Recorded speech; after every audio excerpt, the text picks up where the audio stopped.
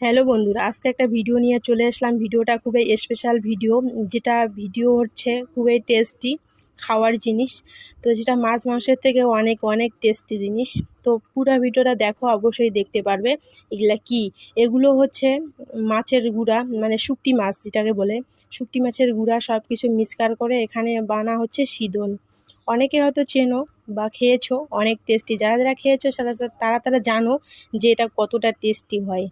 তো অনেকটাই টেস্টি, আমরা সেটাই আজকে বানাতেছি। সব কিছু মিক্সকার করে রসুন, মরিচ, লবণ, হলুদ, তেল দিয়ে সব কিছু দিয়ে তৈরি করতেছি। এটা অনেক কিছু করার পরে, রোদে দিয়ে শুকার পরে কিন্তু খাওয়া খাওয়া চালু হয়ে যায়। তো আজকে আমরা সেটাই করতেছি। এখানে দেখো আমার মিক্সকার করা হয়ে গেছে। এরকমই 2 দিন রেখে দিব।